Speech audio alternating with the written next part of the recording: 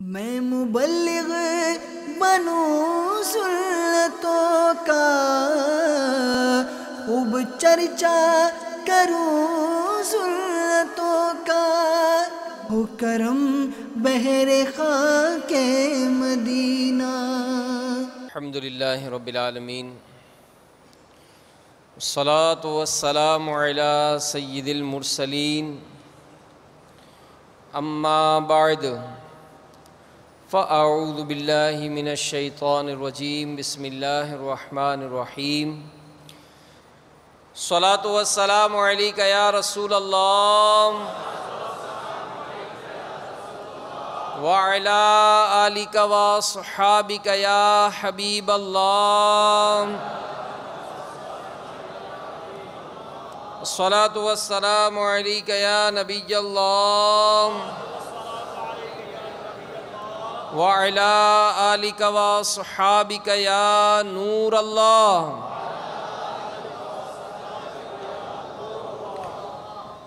نویت سنت الاعتکاف۔ فرمان مصطفیٰ صلی اللہ تعالیٰ علیہ وآلہ وسلم، نیت المؤمن خیر من عملہ، مسلمان کی نیت اس کے عمل سے بہتر ہے۔ اللہ کی رضا کے لیے اور ثواب بڑھانے کے لیے آئیے اچھی نیتیں کر لیتے ہیں کہ رضا الہی کے لیے، حصول ثواب کے لیے، علم دین حاصل کرنے کے لیے بیان میں شریک رہوں گا۔ تعظیم علم دین کی خاطر جتنا ہو سکا دو زانوں بیٹھ کر خوب کان لگا کر توجہ کے ساتھ بیان سنوں گا۔ جو باتیں سنوں گا اسے یاد رکھوں گا، عمل کروں گا، دوسروں تک پہنچانے کی کوشش کروں گا۔ نبی اکرم نور مجسم، شاہ بنی آدم، رسول محتشم صلی اللہ تعالیٰ علیہ وآلہ وسلم کا فرمان رحمت نشان ہے،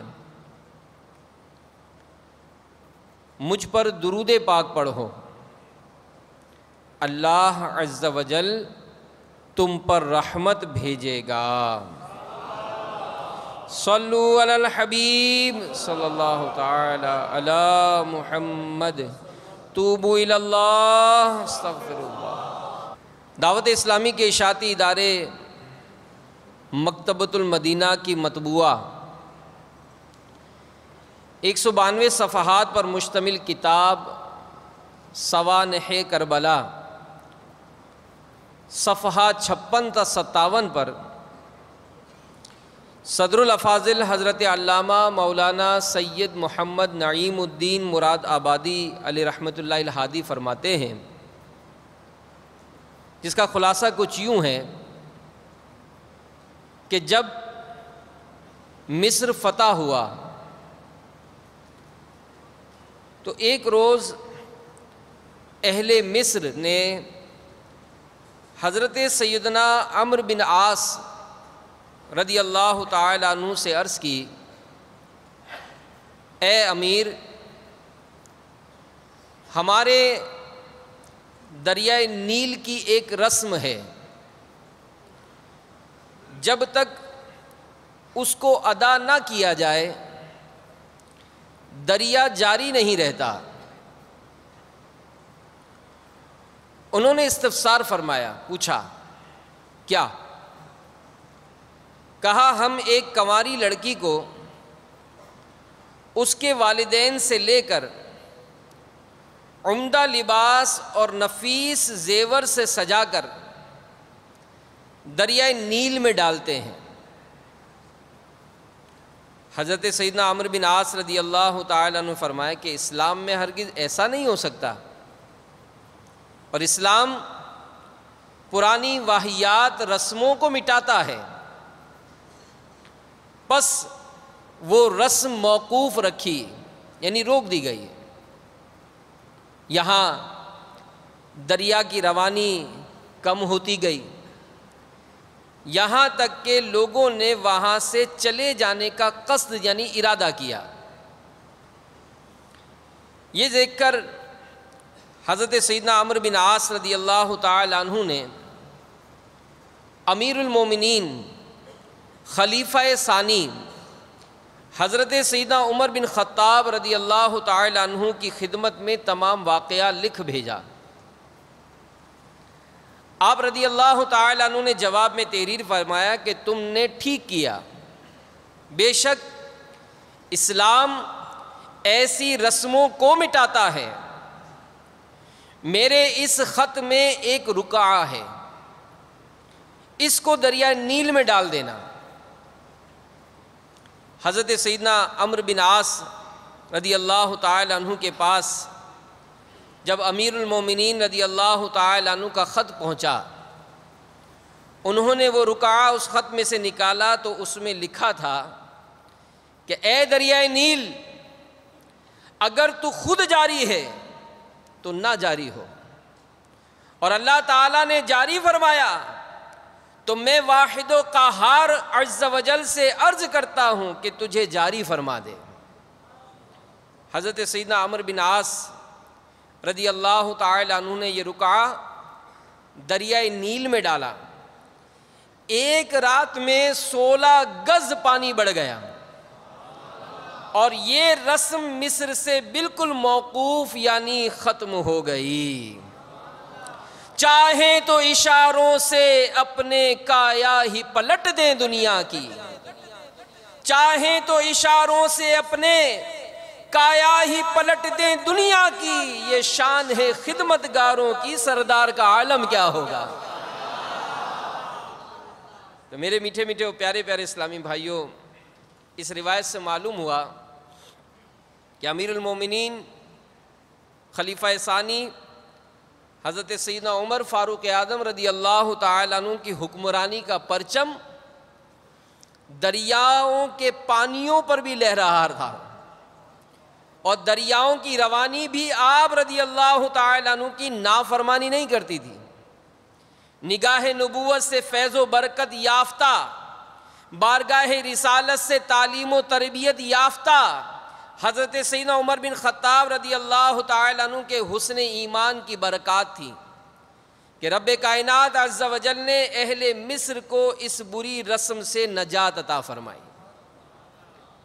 تو خلیفہ دوم، جانشین پیغمبر، وزیر نبی اطہر حضرت سیدنا عمر رضی اللہ تعالی عنہ کی کنیت ابو حفص اور لقب فاروق اعظم ہے۔ ایک روایت میں ہے کہ آپ رضی اللہ تعالی عنہ 39 مردوں کے بعد خاتم المرسلین رحمت للعالمین صلی اللہ علیہ وآلہ وسلم کی دعا سے اعلان نبوت کے 6 سال میں ایمان لائے۔ اسی لیے آپ رضی اللہ تعالی عنہ کو متمم الاربعین یعنی 40 کا عدد پورا کرنے والا بھی کہتے ہیں۔ آپ رضی اللہ تعالیٰ عنہ کے اسلام قبول کرنے سے مسلمانوں کو بے حد خوشی ہوئی، اور ان کو بہت بڑا سہارا مل گیا، یہاں تک کہ حضور رحمت عالم صلی اللہ علیہ وآلہ وسلم نے مسلمانوں کے ساتھ مل کر حرم محترم میں اعلانیہ نماز ادا فرمائی۔ آپ رضی اللہ تعالیٰ عنہ اسلامی جنگوں میں مجاہدانہ شان کے ساتھ کفار ناہنجار سے برسر پیکار رہے، اور شاہ خیر الانام رسول عالی مقام صلی اللہ تعالی علیہ وآلہ وسلم کی تمام اسلامی تحریکات اور صلح و جنگ کی وغیرہ کی تمام منصوبہ بندیوں میں وزیر و مشیر کی حیثیت سے وفادار و رفیق کار رہے۔ محسن امت خلیفہ اول امیر المومنین سیدنا ابو بکر صدیق رضی اللہ تعالیٰ عنہ نے اپنے بعد حضرت عمر فاروق اعظم رضی اللہ تعالیٰ عنہ کو خلیفہ منتخب فرمایا۔ آپ رضی اللہ تعالیٰ عنہ نے تخت خلافت پر رونق افروز رہ کر جانشینی مصطفیٰ صلی اللہ علیہ وآلہ وسلم کی تمام تر ذمہ داریوں کو بطریق احسن سر انجام دیا۔ نماز فجر میں ایک بدبخت ابو لؤلؤ فیروز نامی مجوسی یعنی آگ پوجنے والے کافر نے آپ رضی اللہ تعالیٰ عنہ پر خنجر سے وار کیا۔ آپ رضی اللہ تعالیٰ عنہ زخموں کی تاب نہ لاتے ہوئے تیسرے دن شرف شہادت سے سرفراز ہو گئے۔ بوقت وفات سیدنا عمر فاروق اعظم رضی اللہ تعالیٰ عنہ کی عمر شریف 63 برس تھی۔ حضرت سیدنا صہیب رضی اللہ تعالیٰ عنہ نے آپ رضی اللہ تعالیٰ عنہ کی نماز جنازہ پڑھائی، اور گوہر نایاب، فیضان نبوت سے فیضیاب، خلیفہ رسالت مآب حضرت سیدنا عمر بن خطاب رضی اللہ تعالیٰ عنہ روضہ مبارک کے اندر سیدنا صدیق اکبر رضی اللہ تعالیٰ عنہ کے پہلو انور میں مدفون ہوئے، جو کہ سرکار علیہ الصلوۃ والسلام کے مبارک پہلو میں آرام فرما ہیں۔ اللہ عز و جل کی ان پر رحمت ہو اور ان کے صدقے ہماری بے حساب مغفرت ہو۔ پس صدیق اکبر مصطفیٰ کے سب صحابہ میں، پس صدیق اکبر مصطفیٰ کے سب صحابہ میں ہے بے شک سب سے اونچا مرتبہ فاروق اعظم کا، فیضان فاروق اعظم رضی اللہ۔ میرے میٹھے میٹھے و پیارے پیارے اسلامی بھائیوں، بزرگوں کے ایام پر ہمیں بھی چاہیے کہ ہم خود بھی اور اپنی اولاد کو بھی، اپنے متعلقین کو بھی ان کی سیرت کے بارے میں کچھ بتائیں، اور اللہ تعالیٰ کی کروڑہ رحمتیں ہوں ہمارے امیر اہل سنت دامت برکاتہم عالیہ پر کہ آپ نے ان مقتدر ہستیوں کے حوالوں سے ان کی سیرت پر قلم بھی اٹھایا، بیانات بھی کیے۔ ایک بڑا پیارا رسالہ مکتبۃ المدینہ نے جاری بھی کیا، کرامات فاروق اعظم رضی اللہ تعالیٰ عنہ، اگر وہ نہیں پڑھا پڑھنا چاہیے۔ اسے بڑی پیاری پیاری کرامات اور آپ کا ذکر مبارک ہے۔ تو میرے میٹھے میٹھے پیارے پیارے اسلامی بھائیوں، جس طرح اہل مصر میں دریائے نیل کو جاری رکھنے کے لیے رسم بد جاری تھی، اگر ہم جائزہ لیں، غور کریں، تو دور حاضر میں بھی قبیح و ناجائز رسومات یہ زور پکڑتی چلی جا رہی ہیں، اور یہ خلاف شرع رسومات کہ کوئی اپنے خاندانی روایات کا نام دیتا ہے کہ جناب یہ تو ہمارے خاندان میں چلی آ رہی ہیں، بڑے بوڑھوں کا طریقہ ہے، ہمارا اسٹیٹس ہے، معاشرے میں ہمیں رہنا ہے، یہ سب کام کرنا پڑے گا۔ تو آج کی اس طرح کی بے شمار رسومات ہیں کہ جن کی نحوست کے سبب مسلمان پستی و بربادی کے عمیق گڑھے کی طرف دھکیلے جا رہے ہیں، گرتے چلے جا رہے ہیں، اور ان خلاف شرع رسومات کے سبب امت محبوب صلی اللہ علیہ وآلہ وسلم، پیارے پیارے آقا صلی اللہ علیہ وآلہ وسلم کی سنتوں سے دور ہوتی چلی جا رہی ہے۔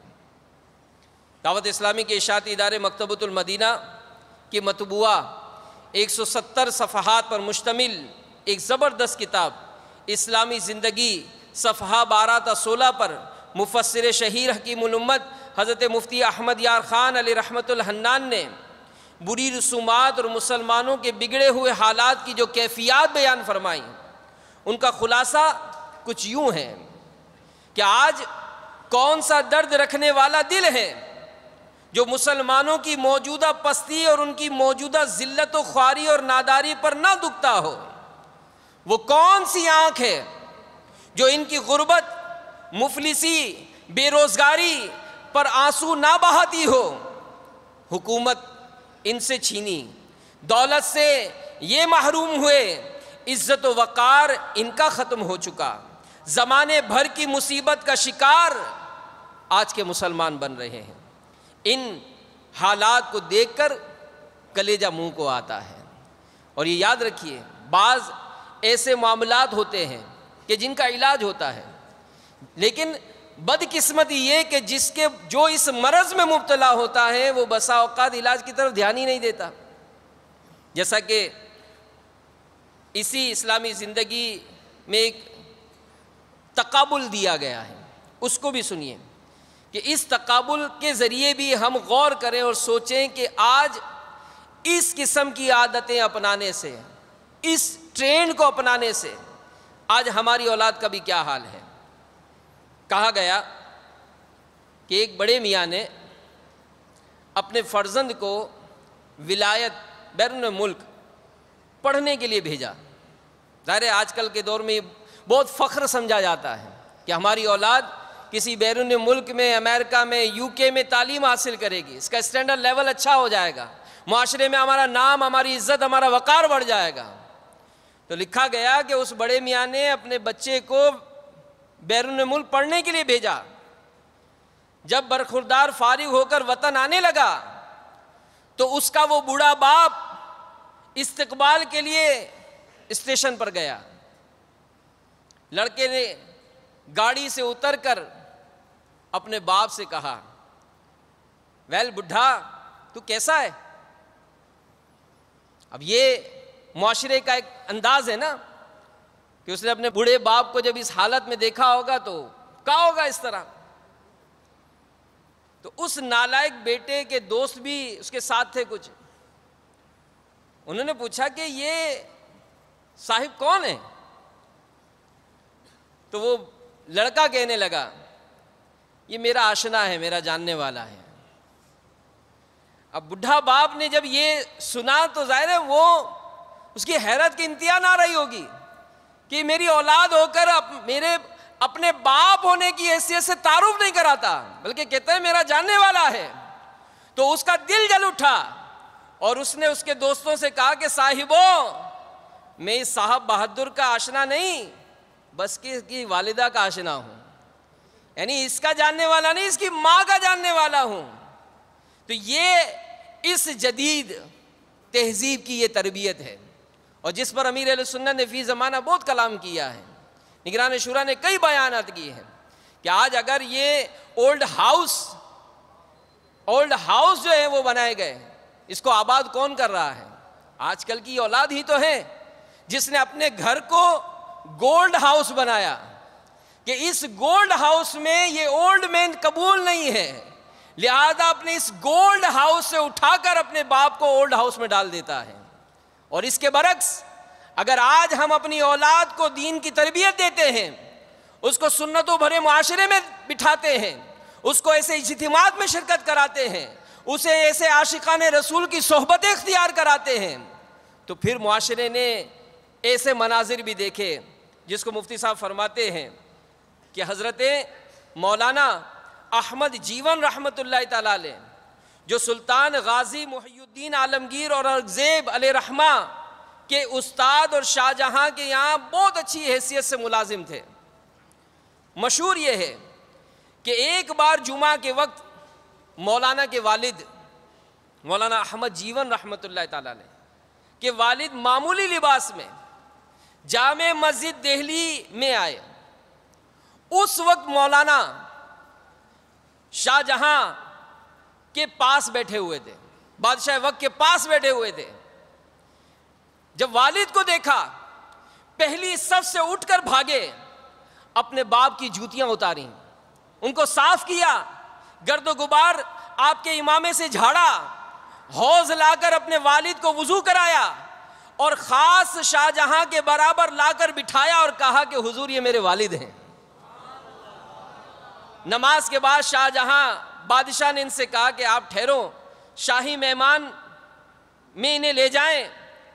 انہوں نے جواب دیا کہ حضور میں اس لیے نہیں آیا، میں صرف یہ دیکھنے آیا کہ میرا بچہ آپ کے یہاں رہ کر مسلمان رہا یا بے دین ہو گیا ہے، پہچانے گا یا نہیں. الحمدللہ میرا بچہ مسلمان ہے. یہ ہماری تہذیب ہے، یہ ہمارا اسلام ہے کہ جو اپنے بڑوں کا ادب اور احترام کرنے کی ہمیں یہ تربیت دلاتا ہے. لیکن میرے میٹھے میٹھے اور پیارے پیارے اسلامی بھائیوں، ہم اس سے بالکل ورا ہو گئے، ہم بالکل سوچنے پر بھی ذہن نہیں بناتا کہ یار کیا بات ہے کہ میرے بیٹے نے مجھے گالی دی، یہ کیا وجہ ہے کہ آج بھائی کے گریبان میں ہاتھ ڈال کر اس کو قتل کر رہا ہے، اس کو گھر سے نکال رہا ہے، اس کو گالیاں دی جا رہی ہیں. آج بھائی بہن کے رشتے ٹوٹے، آخر وجوہات کیا ہیں؟ آج رشتہ دار میں وہ محبت نہیں جو اسلام چاہتا ہے، آخر وجہ کیا ہے؟ کیوں ایسا ہو گیا؟ کیوں ایسا عالم ہو گیا کہ آج یہ رشتوں کی محبتیں، یہ پیار، یہ الفتیں یہ قائم نہیں؟ یہ کتابوں کی زینت ہی کیوں بن گئی؟ آج ہمارے معاشرے میں ایسا کیوں نہیں ہے؟ میرے میٹھے میٹھے اسلامی بھائیوں، جب ہی دل جلا کر کلام پڑھا جاتا ہے کہ دیکھے ہیں یہ دن اپنی ہی غفلت کی بدولت سچ ہے کہ برے کام کا انجام برا ہے، سچ ہے کہ برے کام کا انجام برا ہے۔ تو ہماری ان پستیوں کو، ان کمزوریوں پر ایک کاش ہمیں غور و فکر کرنے کا ذہن بن جائے۔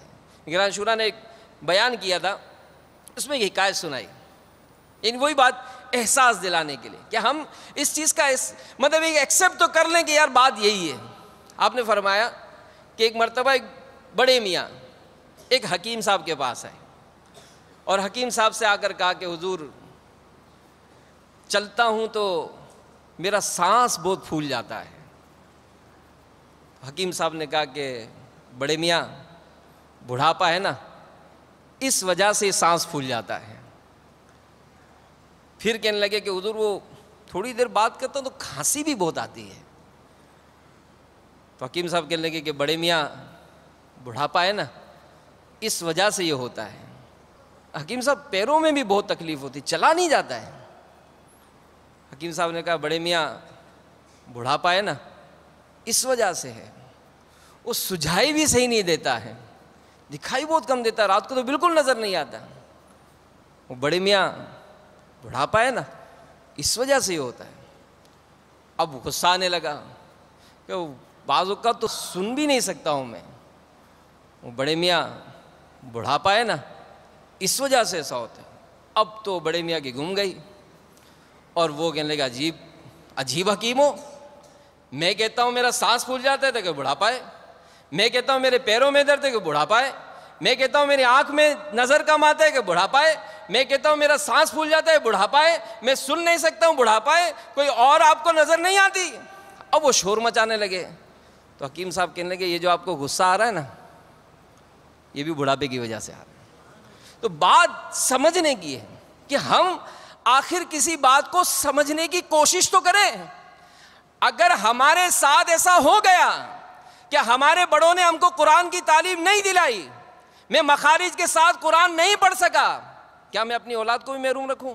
مجھ پر جو فرض علوم ہیں وہ میں نہیں سیکھ سکا، کیا میں اپنی اولاد کو بھی ایسے اداروں میں بھیجوں کہ جہاں اس کی وہی بنیاد ڈلے گی جو میری ڈلی تھی؟ جس طرح میری شادی ہوئی، میرے معاملات ہوئے، علم نہیں تھا، گناہوں برا سلسلہ رہا، کیا آج میری موجودگی میں بھی یہ سارے معاملات رہیں گے؟ نہیں میرے میٹھے میٹھے اس ٹائم میں چینج لانا ہے۔ سب سے پہلے اپنے آپ کے بارے میں غور کریں کہ میں اپنے آپ کو کس طرح سنتوں کے سانچے میں ڈھال سکتا ہوں، میں کس طرح اپنے آپ کو راہ سنت پر چلا سکتا ہوں کہ جب اس انداز کو میں اپناؤں گا، جب اس راہ میں چلوں گا تو پھر دیکھیں کہ کیسی برکتیں ملیں گی، کیسا عالم ہوگا کہ جب ہمارا بیٹا بھی عالم دین بنے گا، جب ہمارا بیٹا بھی حافظ قرآن بنے گا، جب ہمارا بیٹا بھی مفتی اسلام بنے گا۔ یہ اس صورت سے ہوگا کہ جب کہ میں اپنے بارے میں غور کر کے اپنے معاملات کو سنتوں کے سانچے میں ڈھالنے کی کوشش کروں۔ تو نیت کر لیں کہ انشاءاللہ دعوت اسلامی کے مدنی ماحول سے وابستہ رہیں گے انشاءاللہ، کہ ہمیں دعوت اسلامی کا مدنی ماحول یہی تربیت دیتا ہے، یہی سوچ دیتا ہے کہ ہم اپنے بارے میں غور کریں، اپنی اصلاح کی کوشش کریں، پھر جو ہمارا تعلق ہے، ہمارا گھر بار ہے، ہمارا محلہ ہے، ہمارا پڑوس ہے، ہمارا شہر ہے، ہمارا ملک ہے، دنیا بھر ہے، ہمت کیجئے، ہمت کیجئے، اللہ کی بارگاہ میں دعا کیجئے کہ یا اللہ اپنے دین کی خدمت کے لیے، اپنے پیارے محبوب صلی اللہ علیہ وآلہ وسلم کی سنتوں کو عام کرنے کے لیے مولا مجھے قبول فرما لے۔ وہ بے نیاز ہے، وہ بے نیاز ہے، وہ چاہے تو کسی کافر کو بھی اسلام کی دولت سے نواز سکتا ہے، اور وہ دین کا کام کرتے ہوئے سرخرو اور بلندی حاصل کر لو، میں وہیں کا وہیں رہ جاؤں۔ بہرحال میرے میٹھے میٹھے اور پیارے پیارے اسلامی بھائیوں، مفتی احمد یار خان نعیمی رحمۃ اللہ تعالیٰ علیہ آپ مزید فرماتے ہیں کہ دوستو فقط رونے دھونے سے کام نہیں چلتا۔ بڑی پیاری بات فرمائی، فقط رونے دھونے سے کام نہیں چلتا، ضروری یہ ہے اس کے علاج پر غور کیا جائے۔ علاج کے لیے چند چیزیں سوچنی چاہیے۔ نمبر 1، اصل بیماری کیا ہے؟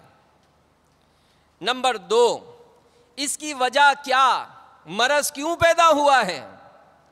نمبر 3، اس کا علاج کیا ہے؟ نمبر 4، اس علاج میں پرہیز کیا کیا ہے؟ اگر ان 4 باتوں پر غور کر لو تو سمجھ لو علاج آسان ہے۔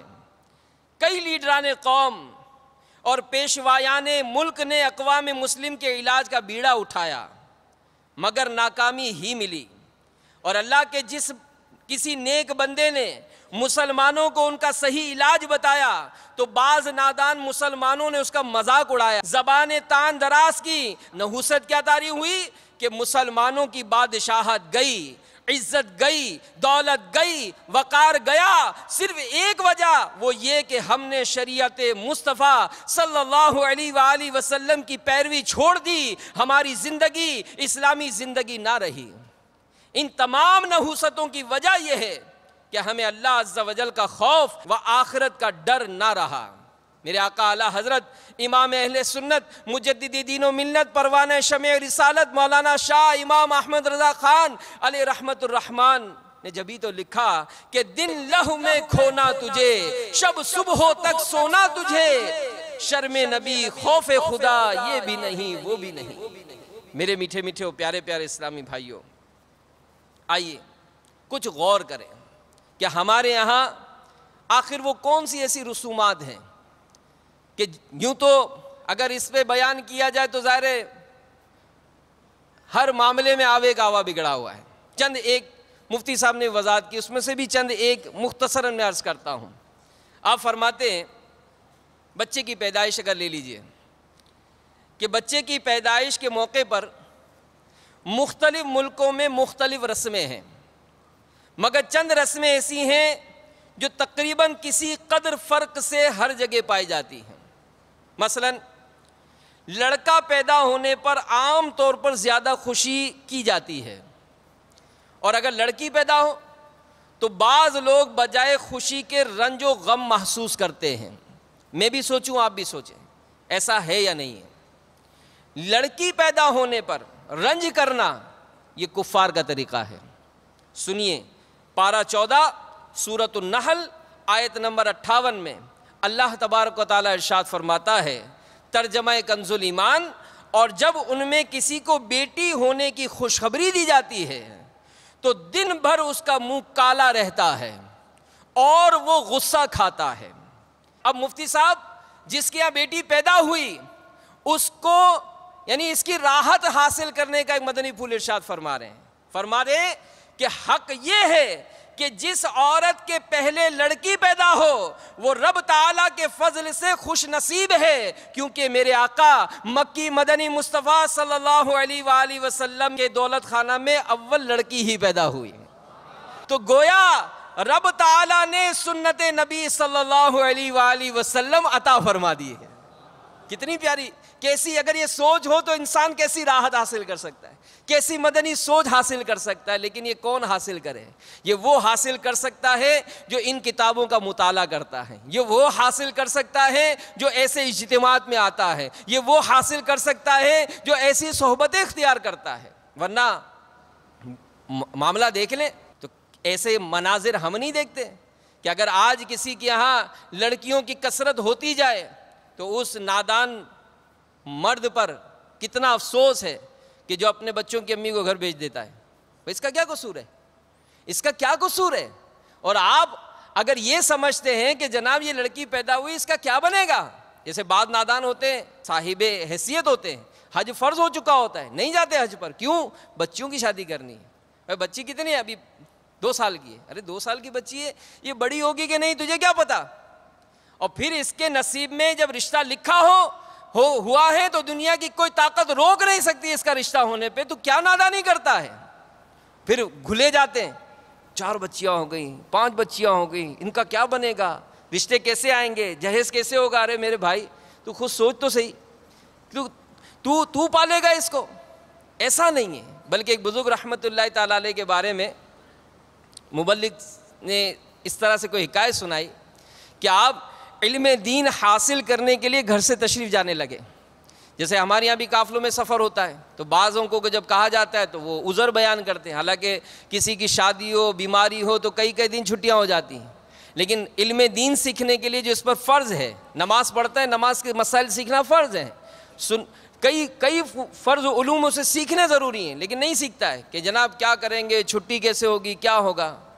تو ان بزرگ علیہ رحمہ نے اپنی زوجہ سے پوچھا کہ میں تو علم دین پھیلانے کے لیے سیکھنے کے لیے سفر پر جا رہا ہوں, تمہیں کتنا خرچہ دے جاؤں؟ تو زوجہ فرمانے لگیں کہ جتنی آپ مجھے زندگی دے سکتے اتنا خرچہ دے جائیں, کہ جو نیک ہو, جو پرہیزگار ہو, علم دین حاصل کیا ہو تو اس کے گھر میں بھی یہ رحمتیں ہوتی ہیں. تو کہ فرمانے لگے کہ زندگی میرے ہاتھ میں تھوڑی ہے. تو زوجہ فرمانے لگی کہ جو زندگی دے گا وہ رزق بھی دے گا. بہت خوش ہوئے چلے گئے. کچھ دن بعد پڑوسن آئی. پڑوسن نے آ کر ان کی زوجہ سے پوچھا کہ تمہارے شوہر تو چلے گئے, تمہیں کھانے پینے کے لیے کیا دے گئے؟ زوجہ فرمانے لگی کہ گھر سے کھانے والا گیا ہے, گھر سے کھانے والا گیا ہے, کھلانے والا رب عز و جل تو موجود ہے. تو ہم میرے میٹھے ہاں اس کے جو شرعی تقاضے ہیں, جو جانے کے بھی اس کے شرعی تقاضے ہیں کہ اس میں بھی ظاہر ہے ہمیں اپنا معاملہ یہ کرنا چاہیے, لیکن بسا اوقات شیطان اس میں آگے نہیں آنے دیتا ہے کہ یہ علم سیکھے گا, اب یہ ٹکرے مار رہا ہے, نمازیں جیسی پڑھ رہا ہے, اس کو پاک کی طہارت ہی نہیں آتی, اس کو وضو کرنا ہی صحیح نہیں آتا, اس کی نماز کیسے ہوگی؟ اس کو قرآن ہی پڑھنے نہیں آتا, اس نے بھلے نا بڑی بڑی ڈگری حاصل کر لی. تو میرے میٹھے میٹھے اسلام بھائیو, احساس پیدا تو کریں, سوچے تو صحیح, غور تو کریں. تو بہرحال اس قسم کے جو معاملات ہیں یہ ہوتے ہی اسی سبب سے ہیں کہ ہمارے پاس بدقسمتی سے علم نہیں ہوتا ہے.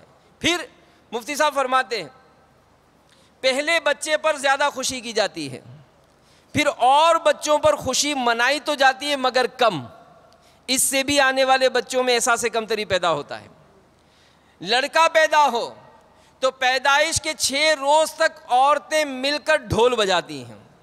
یہ بھی بدقسمتی سے ہمارے یہاں رواج ہے بعض خاندانوں میں, لیکن اللہ کی رحمت ہے, امیر اہل سنت کا صدقہ ہے کہ جہاں جہاں یوں سمجھے کہ جس گھر میں دعوت اسلامی داخل ہوئی, مدنی چینل داخل ہوا, الحمدللہ یہ بری رسومات کا خاتمہ ہوتا چلا جا رہا ہے.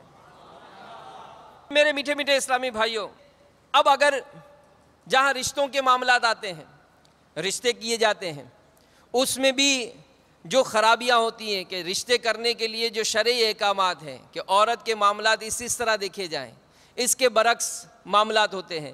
پھر اگر منگنی کا سلسلہ ہوتا ہے تو اس میں ناجائز رسومات, پھر شادی کا سلسلہ ہوتا ہے تو اس میں ناجائز رسومات.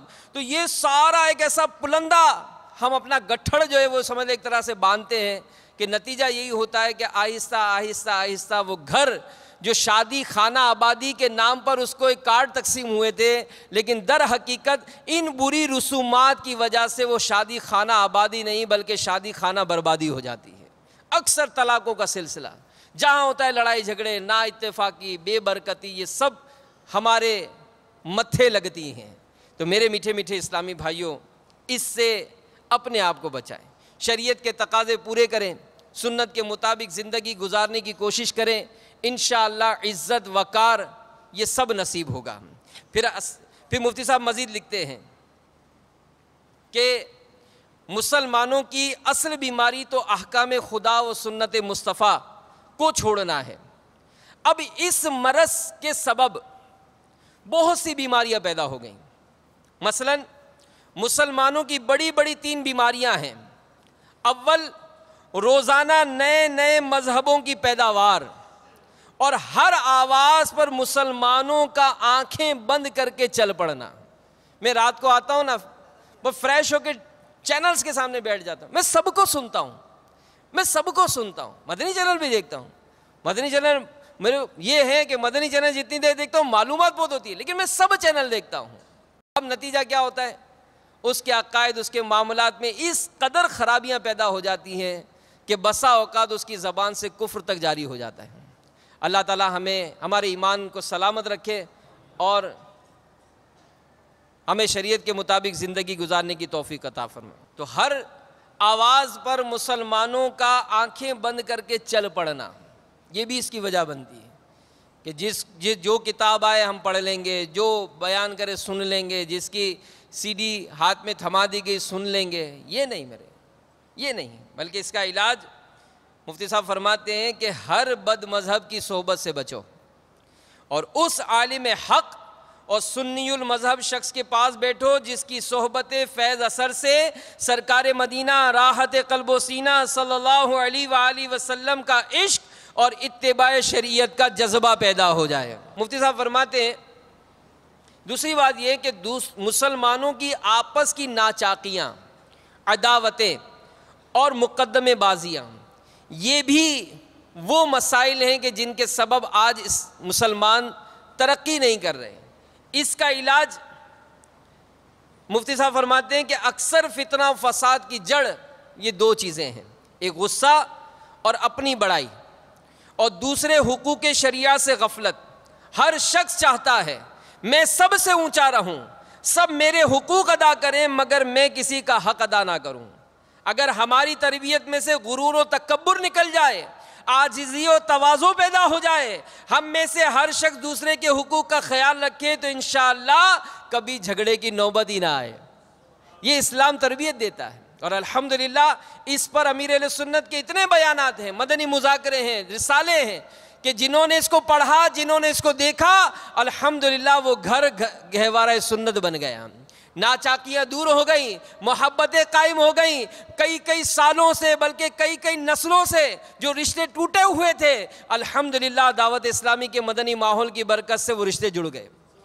تو اب اس پیغام کو عام کرنا، اس مدنی ماحول سے جب خود کو وابستہ کیا، دوسروں کو بھی وابستہ کرنا، یہ انشاءاللہ ہمارے معاشرے میں محبت عام کروا دے گی۔ پھر ایک اور مزید بات آپ فرماتے ہیں کہ تیسرے، جاہل لوگوں کی گھڑی ہوئی خلاف شرع یا فضول رسمیں، ان بیماریوں نے بھی مسلمانوں کو تباہ و برباد کر ڈالا۔ تو بہرحال میرے میٹھے میٹھے اور پیارے پیارے اسلامی بھائیوں، ایسی بے شمار رسمیں ہیں جو ہم اپنے خاندان میں، اپنے گھر میں، اپنے پڑوس میں، اپنے محلوں میں، اپنے شہر میں، ملک میں پاتے ہیں۔ ان کا خاتمہ کرنا بہت ضروری ہے، لیکن بات وہی آئے گی کہ جب تک میں اس قابل اپنے آپ کو بناؤں، میں اس پر خود اپنے آپ کو بچاؤں، اپنے آپ کو سنتوں کے سانچے میں ڈھالوں، انشاءاللہ ایک وقت آئے گا کہ میں بھی جب احسن انداز سے ان کی تربیت کرتا جاؤں گا تو ہمارے معاشرے سے یہ ناجائز رسومات کا خاتمہ ہو جائے گا۔ تو اللہ تعالیٰ سیدنا عمر فاروق اعظم رضی اللہ تعالیٰ عنہ کا صدقہ ہمیں نصیب فرمائے اور ہمارے اس پورے معاشرے کو سنتوں کا آئینہ دار بنا دے۔ سیدنا عمر فاروق اعظم رضی اللہ تعالیٰ عنہ، آپ کے فضائل بے شمار ہیں۔ پیارے پیارے آقا صلی اللہ علیہ وآلہ وسلم کی زبان حق کے ترجمان سے فاروق اعظم کے فضائل امیر علیہ سنت نے 8 تحریر فرمائے۔ عمر فاروق کے 8 حروف کی نسبت سے 8 فضائل حضرت عمر بزبان محبوب رب اکبر۔ ایک فرمان ہے کہ حضرت عمر رضی اللہ تعالیٰ عنہ سے بہتر کسی آدمی پر سورج طلوع نہیں ہوا۔ نمبر 2، آسمان کے تمام فرشتے حضرت عمر رضی اللہ تعالیٰ عنہ کی عزت کرتے ہیں اور زمین کا ہر شیطان ان کے خوف سے لرزتا ہے۔ نمبر 3، کہ حضرت ابو بکر اور حضرت عمر رضی اللہ تعالیٰ عنہما سے مومن محبت رکھتا ہے اور منافق ان سے بغض رکھتا ہے۔ تو ہمیں صدیق اکبر سے پیار ہے، ہمیں فاروق اعظم سے پیار ہے، ہمیں عثمان غنی سے پیار ہے، ہمیں مولا مشکل کشا سے، ہمیں امام حسین سے، ہمیں امام حسن سے، حضرت امیر معاویہ سے پیار ہے۔ انشاءاللہ اپنا بیڑا پار ہے انشاءاللہ۔ 5واں فرمان، وہ شخص، یعنی یہ حضرت عمر رضی اللہ تعالیٰ عنہ وہ شخص ہے جو باطل کو پسند نہیں کرتا۔ نمبر 6، حضرت عمر بن خطاب رضی اللہ تعالیٰ عنہ اہل جنت کے چراغ ہیں۔ سبحان اللہ۔ ایک اور فرمان سنیے، پیارے آقا صلی اللہ علیہ وآلہ وسلم نے فرمایا تمہارے پاس ایک جنتی شخص آئے گا۔ تو کچھ دیر ہوئی، سیدنا عمر رضی اللہ تعالیٰ عنہ تشریف لائے۔ نمبر 7، اللہ عز و جل کی پسند حضرت عمر رضی اللہ تعالیٰ عنہ کی پسند ہے، اور حضرت عمر رضی اللہ تعالیٰ عنہ کی پسند اللہ تعالیٰ کی پسند ہے۔ نمبر 8، اللہ عز و جل نے عمر رضی اللہ تعالیٰ عنہ کی زبان اور دل پر حق جاری فرمایا۔ تو مفسر شہیر حکیم الامت مفتی احمد یار خان علیہ رحمت الرحمن اس حدیث پاک کے تحت فرماتے ہیں کہ ان کے دل میں جو خیالات آتے ہیں وہ حق ہوتے ہیں، اور زبان سے جو بولتے ہیں وہ حق بولتے ہیں۔ تو میرے میٹھے میٹھے اور پیارے پیارے اسلامی بھائیوں، حجت اللہ علی العالمین، وزیر سید المرسلین، محب المسلمین، امیر المومنین سیدنا عمر فاروق اعظم رضی اللہ تعالیٰ عنہ کو اللہ رب العالمین عز و جل نے عالی شان مرتبہ عطا فرمایا، بہت زیادہ عزت و شرافت اور فضائل و کرامات سے نوازا۔ آپ رضی اللہ تعالیٰ عنہ کی شان رفعت نشان کو تسلیم کرنا، آپ رضی اللہ تعالیٰ عنہ کو برحق جان کر راہ ہدایت کا روشن مینار سمجھنا، اور آپ رضی اللہ تعالیٰ عنہ سے محبت و عقیدت رکھنا بہت ضروری ہے۔ جیسا کہ جلیل القدر صحابی حضرت سیدنا ابو سعید خدری رضی اللہ تعالیٰ عنہ روایت کرتے ہیں، محبوب رب دو جہان، شاہ کون و مکان، سرور ذیشان صلی اللہ علیہ وآلہ وسلم کا فرمان توجہ نشان ہے، جس شخص نے حضرت عمر رضی اللہ تعالیٰ عنہ سے بغض رکھا اس نے مجھ سے بغض رکھا، اور جس نے حضرت عمر رضی اللہ تعالیٰ عنہ سے محبت کی اس نے مجھ سے محبت کی۔ بخاری شریف کی حدیث سنیے، خادم بارگاہ رسالت سیدنا انس بن مالک رضی اللہ تعالیٰ عنہ فرماتے ہیں، کسی صحابی نے رسول رحمت شفیع روز قیامت صلی اللہ علیہ وآلہ وسلم سے احوال دنیا اور آخرت سے پوچھا کہ قیامت کب آئے گی؟ آپ صلی اللہ علیہ وآلہ وسلم نے فرمایا، تم نے اس کے لیے کیا تیاری کی ہے؟ وہ صحابی عرض گزار ہوئے، یا رسول اللہ صلی اللہ علیہ وآلہ وسلم، میرے پاس تو کوئی عمل نہیں سوائے اس کے کہ میں اللہ اور اس کے رسول عز و جل و صلی اللہ علیہ وآلہ وسلم سے محبت کرتا ہوں۔ تو سرور کائنات شاہ موجودات صلی اللہ علیہ وآلہ وسلم نے فرمایا، تم اسی کے ساتھ ہوگے جس سے محبت کرتے ہو۔ پھر سیدنا انس رضی اللہ تعالیٰ عنہ فرماتے ہیں، میں حضور نبی کریم صلی اللہ علیہ وآلہ وسلم سے محبت کرتا ہوں، اور حضرات ابو بکر و عمر رضی اللہ تعالیٰ عنہ سے بھی، لہذا امیدوار ہوں کہ ان کی محبت کے باعث ان حضرات کے ساتھ ہوں گا، اگرچہ میرے اعمال ان جیسے نہیں۔ ہم کو ابو بکر و عمر سے پیار ہے، ہم کو ابو بکر و عمر سے پیار ہے، انشاءاللہ اپنا بیڑا پار ہے۔ تو میٹھے میٹھے اسلامی بھائیوں، اللہ اور اس کے رسول عز و جل و صلی اللہ علیہ وآلہ وسلم کے پیارے، آسمان ہدایت کے چمکتے دمکتے ستارے، دکھی دل کے سہارے، غلامان مصطفیٰ کی آنکھوں کے تارے، حضرت سیدنا ابو حفص عمر بن خطاب رضی اللہ تعالیٰ عنہ کی شان اور ان سے محبت کرنے کا انعام آپ نے ملاحظہ فرمایا۔ آپ رضی اللہ تعالیٰ عنہ سے محبت کرنا گویا رسول پاک صلی اللہ علیہ وآلہ وسلم سے محبت کرنا ہے، اور معاذ اللہ آپ سے بغض و عداوت تاجدار رسالت صلی اللہ علیہ وسلم سے بغض و عداوت کے مترادف ہے، جس کا نتیجہ دنیا اور آخرت کی ذلت و ضلالت ہے۔ تو ہر مسلمان کو چاہیے کہ صحابہ کرام علیہم رضوان کا نہایت ادب رکھے، دل میں ان کی عقیدت و محبت کو جگا دے۔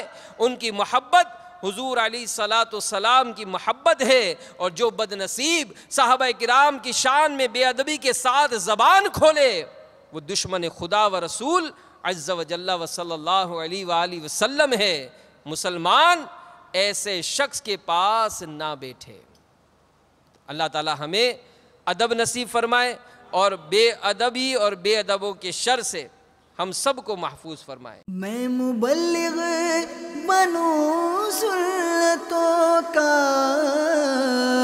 خوب چرچا کروں سنتوں کا، ہو کرم بحر خاک مدینہ۔